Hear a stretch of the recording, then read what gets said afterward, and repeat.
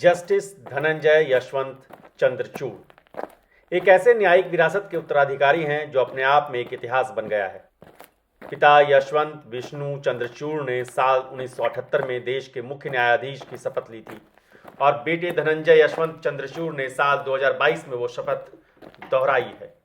न्यायाधीश भले ही ये कहें कि भावनाओं पर काबू करना वो जानते हैं, लेकिन इस शपथ के साथ भावनाओं का एक रिश्ता जुड़ता जरूर है।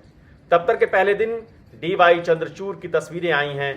तिरंगे के सामने झुके हुए जस्टिस वाई.वी. चंद्रचूड़ पता नहीं राष्ट्र के साथ ही किन किन महानुभावों और परंपराओं के प्रति अपना मौन सम्मान जाहिर कर रहे हैं। सामान्य नागरिक की सेवा करना यही मेरी प्रायोरिटी है। अब आप आगे देखते रहिए, कार्य से हम सारे भारत के सारे नागरिकों के लिए कार्य करेंगे, चाहे टेक्नोलॉजी में हो, चाहे रजिस्ट्री के रिफॉर्म्स में हो, जुडिशियल रिफॉर्म्स में हो, हर चीज में नागरिक का हम ध्यान रखेंगे। Justice D.Y.. चंद्रचूड़ के पिता जस्टिस वाई.वी. चंद्रचूड़ ने इंदिरा गांधी और संजय गांधी की कैसे रातों की नींद उड़ा दी थी, ये आपको बताएंगे। लेकिन सबसे पहले वो 5 बड़े न्यायिक मुकदमे जिनको अंजाम तक पहुंचाने में डी.वाई. चंद्रचूड़ की अहम भूमिका रही। अयोध्या मंदिर भूमि विवाद पर फैसला सुनाने वाली 5 सदस्यीय पीठ का हिस्सा रहे। समलैंगिकता को अपराध की श्रेणी से बाहर करने का फैसला सुनाने वाली पीठ में भी आप थे। विवाहित और अविवाहित सभी महिलाओं को 24 सप्ताह तक गर्भपात के अधिकार का फैसला आपने सुनाया। आधार योजना की वैधता और निजता के अधिकार से जुड़े मामलों पर फैसला दिया। महिलाओं से जुड़े मसलों में सबरीमला सेना नौसेना में स्थायी कमीशन देने का जजमेंट दिया। सुप्रीम कोर्ट के जस्टिस के तौर पर आपने नोएडा के ट्विन टावर को गिराने का फैसला किया था। 74 दिनों के कार्यकाल में जस्टिस यू ललित ने बड़ी तेजी से कई केस निपटाए हैं। इस लिहाज से जस्टिस डी.वाई. चंद्रचूड़ के पास काफी वक्त है। पहले ही दिन राष्ट्रपिता महात्मा गांधी की प्रतिमा पर फूल चढ़ाने के बाद जस्टिस डी.वाई. चंद्रचूड़ ने उस आखिरी आदमी के मामले में बड़ी टिप्पणी की जिसकी बात बापू किया करते थे। तमिलनाडु का शिक्षा विभाग 22 साल तक पार्ट टाइम कर्मचारी के तौर पर काम करने वाले एक व्यक्ति को अस्थायी कर्मचारी वाले बेनिफिट्स नहीं देने की जिद पर अड़ गया था। Chief justice D.Y.. चंद्रचूड़ की अगुवाई वाली 3 सदस्यीय बेंच ने तमिलनाडु सरकार को फटकार लगाई। कोर्ट ने टिप्पणी की, एक आदमी ने 22 साल तक स्कूल में सफाई कर्मचारी के तौर पर सेवा दी।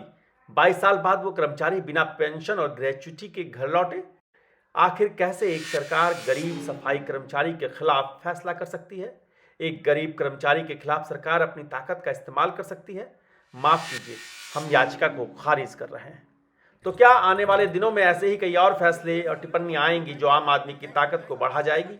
इंतजार कीजिए, हम आपको बताते हैं कि आयरन हैंड्स के नाम से पुकारे जाने वाले वाई.वी. चंद्रचूड़ के फैसलों से कैसे सत्ता के सर्वोच्च शिखर पर बैठे लोगों को झटका लगा था। जस्टिस वाई.वी. चंद्रचूड़ ने उस वक्त मुख्य न्यायाधीश की शपथ ली थी जब केंद्र में मोरारजी देसाई सरकार थी।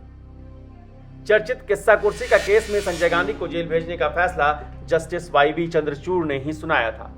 जस्टिस वाई.वी. चंद्रचूड़ के बड़े फैसलों में शाहबानों को गुजारा भत्ता का हक देना भी शामिल था। हालांकि राजीव गांधी सरकार ने इस फैसले को देश की संसद में एक कानून बनाकर पलट दिया था। न्यायिक दृढ़ता की इसी पारिवारिक परंपरा में आते हैं जस्टिस डी.वाई. चंद्रचूड़, जिन्होंने 2 बार खुद अपने पिता के फैसलों को पलट दिया, नई व्याख्या कर दी। Justice D.Y.. चंद्रचूड़ ये मानते हैं कि अब कोई भी जज अपने समाज और संवैधानिक परिवेश में फैसला लेता है। सच है, लेकिन ये इस बात पर भी निर्भर करता है कि एक न्यायाधीश की सोच, समझ और अनुभवों का दायरा क्या रहा है।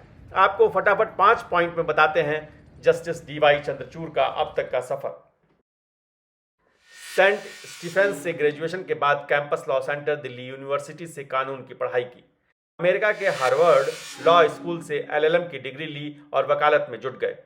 गुजरात, कलकत्ता, इलाहाबाद, मध्य प्रदेश, दिल्ली हाईकोर्ट और सुप्रीम कोर्ट में वकालत की। साल 1998 से 2000 के बीच वो भारत के एडिशनल सॉलिसिटर जनरल रहे। आप बंबई हाईकोर्ट के न्यायाधीश और इलाहाबाद हाईकोर्ट के मुख्य न्यायाधीश भी रहे।